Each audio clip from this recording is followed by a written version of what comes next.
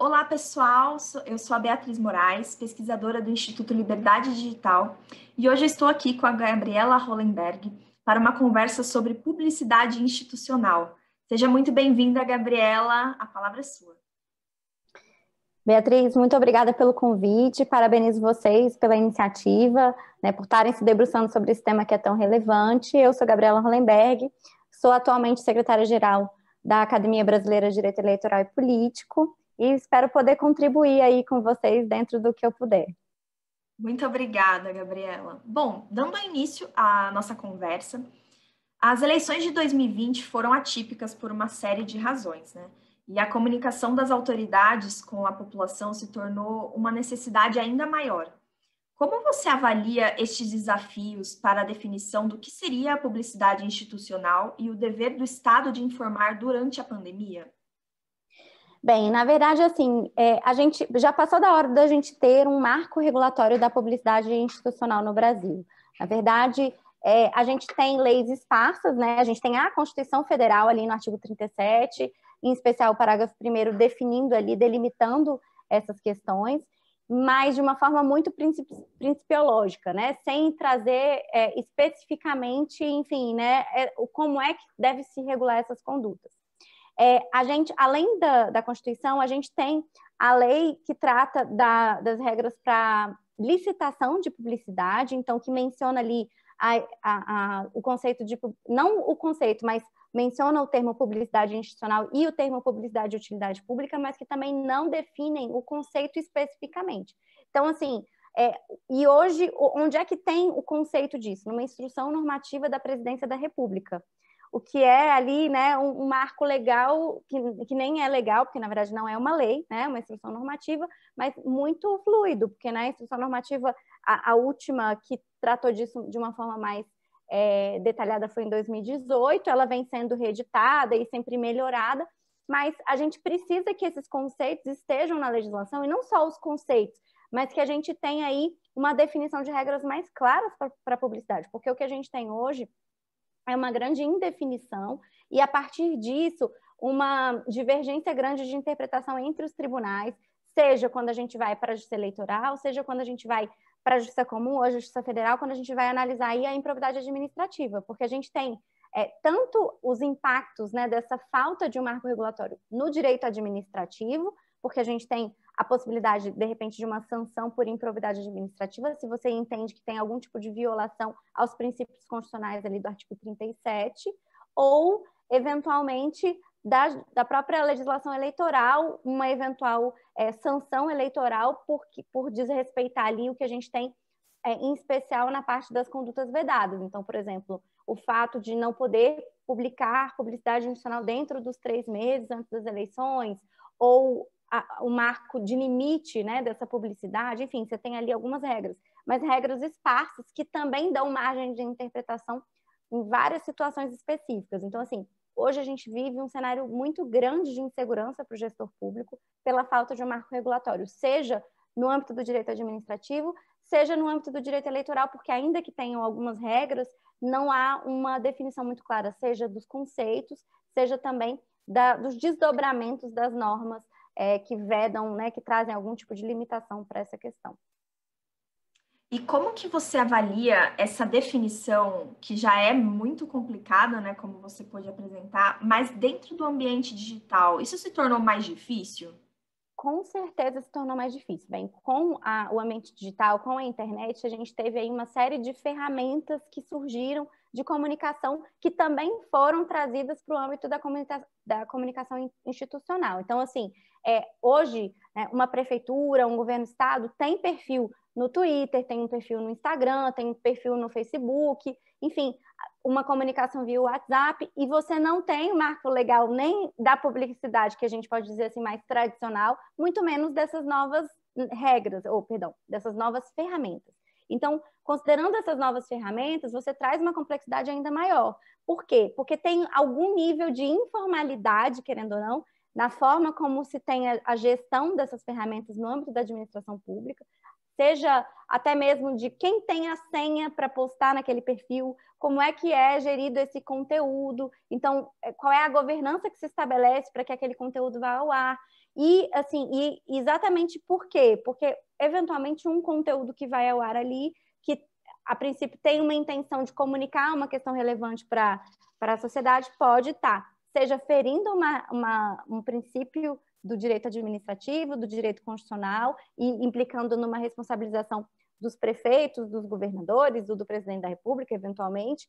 Claro que sempre vai se analisar, né, dentro da esfera de competência, né, o que cabe a cada um, e também evitando, e claro, não cabe uma responsabilização objetiva. Mas o que a gente tem visto é que mesmo em casos, a gente tem caso, por exemplo, específico, para citar exemplos concretos, de condenação, né, no âmbito do STJ, de um prefeito que na verdade, a prefeitura, no seu site, divulgou uma única notícia que informava que a sua esposa estava assumindo o cargo de deputada federal, ou deputada estadual, não me lembro, mas enfim, ela era primeira-dama e estava assumindo um cargo público, e isso foi noticiado no site da prefeitura, uma única notícia, sem qualquer tipo de exaltação. E o STJ entendeu que isso configurava improbidade administrativa. Então, veja, sendo que não se tem sequer uma esfera... Bem, o prefeito não faz, obviamente, uma postagem ele próprio, né? Você tem uma pessoa que vai estar fazendo isso. Então, até essa responsabilidade, né? Essa cadeia de responsabilidade também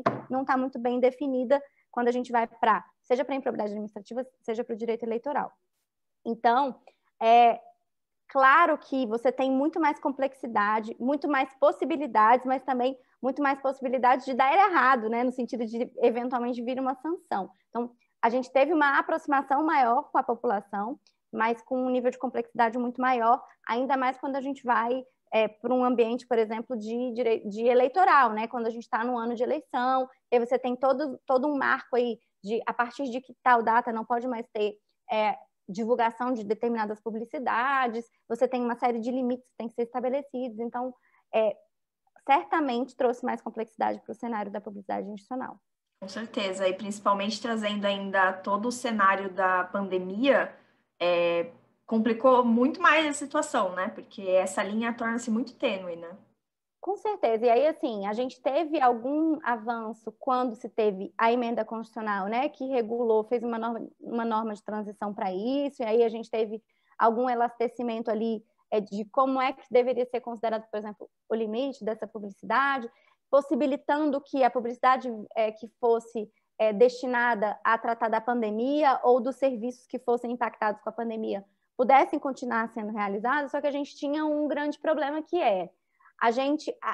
toda a outra publicidade, ou seja, porque a gente tem a publicidade institucional, utilidade pública, mercadológica e publicidade legal. A publicidade legal continua acontecendo, é o que acontece no Diário Oficial, enfim, não tem questionamento. A mercadológica, a própria legislação eleitoral também excepciona já, né, dizendo quando tem concorrência pública, e aí no caso dos municípios não tem normalmente empresa pública, então isso não era um grande problema. O problema maior era a publicidade de utilidade pública e a institucional. A princípio, né, você teria a possibilidade de continuar veiculando a publicidade de utilidade pública que tivesse a ver com a pandemia, ou seja diretamente de combate ao coronavírus, seja de algum serviço essencial que estava sendo impactado por ele. Só que a gente teria que retirar, por exemplo, das redes sociais, toda a publicidade institucional que foi veiculada antes do período vedado. Por quê? Porque o TSE não... a interpretação que ele vem dando para a conduta vedada não é só que você não pode veicular nova publicidade, mas a manutenção da publicidade que foi divulgada anteriormente também é vedada. E com isso a gente tem uma dificuldade porque a gente não consegue, pelo menos até, enfim, o ano passado não conseguia suspender um determinado período de publicações, você só consegue suspender a publicação específica. Então, assim, você tem que arquivar publicação por publicação para que você possa cumprir a lei. O que implicou que vários municípios tiveram que simplesmente não utilizar dessa ferramenta, ou seja, suspender realmente o seu perfil, porque não tinha como, pelas funcionalidades, seja do Instagram, do Facebook, enfim, das ferramentas das redes sociais, não tinham como cumprir a legislação eleitoral e ao mesmo tempo continuar ali comunicando, porque era inviável. ou ele teria que tirar todo o conteúdo dos últimos 4 anos, na verdade, dos últimos todos os anos, porque em tese nem das gestões anteriores não poderia, mas assim, pelo menos dos últimos 4 anos, para que ele pudesse continuar veiculando novos conteúdos.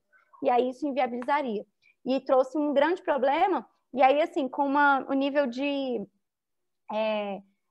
dificuldade, assim, acabou levando muitos municípios para um nível de grande informalidade na publicidade, ou seja, os prefeitos utilizando dos seus perfis pessoais e aí misturando as coisas no sentido de repente, o perfil estava sendo usado para fazer propaganda eleitoral e ele usava ali para poder fazer uma comunicação que tinha a ver diretamente com o governo. Então, assim, até que ponto, que é uma outra questão, né? O perfil pessoal do gestor, né? Ele tem um perfil pessoal ou não? O perfil pessoal do gestor pode ou não ser gerido pela administração e aí ter uma conotação oficial? É super interessante essa discussão, inclusive a gente teve uma discussão sobre isso, assim, já nem tanto a ver, fugindo um pouquinho do assunto, mas trazendo como concreto, assim, caso concreto, na gestão da presidente Dilma. Ela chegou a consultar a Comissão de Ética Pública e a Comissão de Ética Pública disse que sim, que poderia sim o perfil ser gerido pela administração, no caso, a Secretaria de Comunicação da Presidência, mas que isso implicava que todo o perfil viraria institucional, ou seja, ela não poderia mais utilizar o perfil para fazer publicações pessoais.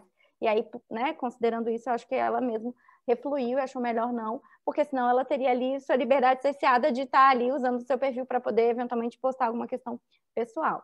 Enfim, então tem uma grande confusão aí, e uma confusão que aconteceu muito nessas eleições, inclusive assim, em relação a entender o que é ou não publicidade institucional, porque até mesmo a divulgação de feitos e realizações pelos prefeitos, no seu perfil pessoal, em algum momento, alguns juízes entenderam que aquela divulgação configuraria publicidade institucional, quando na verdade não era. Era uma mera divulgação de um feito dentro do seu perfil pessoal, não era nada produzido pela administração pública, não era nada custeado pela administração pública, mas o simples fato de fazer menção a uma realização, a um ato institucional, estava sendo entendido como publicidade. Daí você vê como é complexo isso. E aí acabou prejudicando essa comunicação.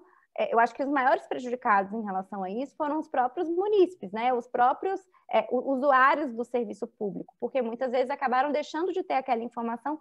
Por quê? Porque, na verdade, se tinha uma insegurança muito grande, então, ou o gestor foi arrojado e achou melhor continuar fazendo, correndo risco, e aí a gente vai saber quais vão ser as consequências ainda, porque essas ações ainda não foram julgadas, ou então a gente teve um gestor que ficou ali mais cauteloso, mas que acabou também com isso tendo algum tipo de prejuízo para aquele usuário do serviço público, porque não soube o que estava acontecendo, que ele tinha direito eventualmente a algum serviço ou algum programa social, enfim, até horário de funcionamento de alguma coisa que acabou ficando prejudicado por conta dessa dificuldade de não se saber qual é o limite dessa comunicação, dessa publicidade institucional.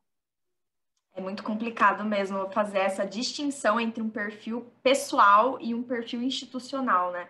Principalmente durante todo esse momento que a gente está vivendo, né? E justamente nessa perspectiva, pensando se o político publica primeiro na sua rede social atos do governo, esse não caracterizaria diretamente um canal público. E olhando nesse olhar, justamente, ele não poderia, assim, ele poderia, sim, excluir seguidores ou bloqueá-los? Há, de fato, essa gestão e aí se assumir que vai ser a partir daí, como a própria Comissão de Ética Pública colocou, e aí ser um canal direto de comunicação com a população, e aí não tendo mais aí, até por conta da impossibilidade de violação ao princípio da impessoalidade. Mas até tem uma discussão sobre isso, porque, de fato, concretamente, não vi implementação disso, né? Na verdade, a gente teve uma discussão em tese na Comissão de Ética Pública, na Presidência da República, mas eu não vi nenhum outro gestor, seja debatendo, seja fazendo isso de fato. E aí teria uma discussão aí sobre a aplicação ou não da impessoalidade, né? Porque, de fato, imagina, se você tiver ali, sei lá, prefeita Gabriela, né? Não deixa de ser uma violação à impessoalidade, porque eu ali, né, assim, pessoalizando a comunicação, né, a partir do meu perfil, com a minha foto, o meu nome, enfim. Então, até que ponto? E até que ponto também é cabível ainda o princípio da impessoalidade nesse formato atual, considerando todas essas ferramentas? Então, é muito, né, assim, é uma discussão super interessante, mas pelas regras constitucionais atuais, pelos princípios constitucionais atuais, já teria aí uma exclusão disso. É claro que a gente tem toda uma discussão, inclusive nos Estados Unidos, com o próprio perfil do Trump, uma discussão se poderia ou não, por exemplo, haver o bloqueio, né, de um determinado usuário, porque está ali, enfim, fazendo uma crítica. Mas, de fato, eu acho que nos moldes da legislação atual, da Constituição atual, não vejo como se entender que uma publicação num perfil pessoal possa ser entendida, pode ser transmutada no institucional. Eu acho que aí, para definir se é institucional, a gente tem um conteúdo não só que tenha a ver com o governo, mas que tenha sido ali produzido, pensado, custeado pelo poder público, né, que está utilizando ali das informações oficiais, enfim, e é uma comunicação que tem um formato institucional, de fato, oficial, vamos dizer assim. Quanto a essa questão da exclusão de seguidores ou do bloqueio deles, qual que é a sua visão sobre isso? Justamente assim, tendo essa, querendo ou não, às vezes essa confusão entre comunicação num perfil pessoal ou no perfil institucional do político. Olha, eu não tenho uma posição formada ainda sobre isso, confesso que ainda, né, não me debrucei sobre isso com profundidade. Mas, bem, eu acho que quando a pessoa se coloca num cargo público, ela sabe que está absolutamente, né, na arena política, né? E a arena política pressupõe a crítica, ainda mais quando se vive numa democracia. Então, não é desejável que se tenha aí, de repente, um bloqueio de um usuário por uma crítica, mas eu também não sei até que ponto, considerando que não é um perfil institucional, se seria viável constitucionalmente obrigar uma pessoa pública a ter que interagir e, enfim, e ter ali, de repente, um hater tá ali o tempo inteiro, né, fazendo eventualmente até ameaças e tudo, e você tendo que ficar lidando com aquilo todos os dias. Então, assim, claro que você tem, né, a legislação criminal para eventuais situações que desbordem aí o limite da crítica, mas, assim, eu não sei até que ponto também, até onde vai isso, né, porque, sim, e hoje a internet, né, tem todo um cenário de que o número de pessoas que comentam acabam sendo, né, de haters, vamos dizer assim, eles acabam interagindo muito mais do que o resto da população. Então, é delicado mesmo, né? Imagina você ter que obrigar a pessoa, porque ela exerce um cargo público, a, de fato, ter uma rede absolutamente aberta. Eu acho que é uma discussão super interessante, eu acho muito válido democraticamente falando, mas até onde vai também, né, a esfera pessoal, né, dos direitos da própria personalidade da pessoa. Será que ela abre mão de todos os direitos da personalidade só porque ela está ali no cargo público? Né? Ela não, enfim... Então, é delicado, de fato, eu não tenho uma posição ainda concreta sobre isso, acho que a gente precisa aprofundar um pouco mais essa discussão. Pois é. Bom, já caminhando então para o fim da nossa entrevista, o que você acredita que as eleições de 2020 trouxeram de aprendizado para as próximas eleições? Bem, eu considero que a gente teve um grande incentivo assim, à digitalização do governo, né, dos poderes em geral, né? Então, eu acho que a gente acabou, e os próprios partidos políticos, né, a própria eleição acabou sendo uma eleição muito mais digital. Então, se teve um aspecto positivo, né, um legado que eu acho que a pandemia deixou, e as eleições de 2020, num contexto de pandemia, foi exatamente perceber que a gente teria aí a possibilidade de, seja avançar muito nos serviços públicos, né, na forma a própria justiça eleitoral, né, na forma como ela se colocou, enfim, no acesso aos usuários, enfim, eu acho que a gente avançou bastante e muito menos tempo do que levaria se a gente não tivesse tido a pandemia. Então, eu acho que de tudo, né, eu acho que ficou um legado aí de um mergulho digital que a gente acabou fazendo sem muito, assim, a gente acabou sendo obrigado a fazer, né? Mas eu achei que no fim a gente acabou avançando muito, como uma entrevista como essa, que muitas vezes a gente, né, estaria ali primando para fazer pessoalmente, de estar querendo, né, se encontrar, e de repente a gente consegue fazer com toda a qualidade, sem perder, né, o conteúdo, e fazer isso virtualmente. Então, acabou encurtando muitas distâncias, né? As pessoas conseguem, isso também vale para o governo, também vale, né, para o acesso ao serviço público. Então, eu acho que nisso a gente avançou bastante. Que bom. Gabriela, muito obrigada por essa conversa. Teve uma super instrução aqui para mim, que estava trabalhando no trabalho sobre publicidade institucional, e para todas as pessoas que vão estar tendo acesso a essa entrevista. Foi maravilhoso mesmo. Muito obrigada pela sua disponibilidade. Eu que agradeço, Beatriz. Estou super às ordens, tá bom?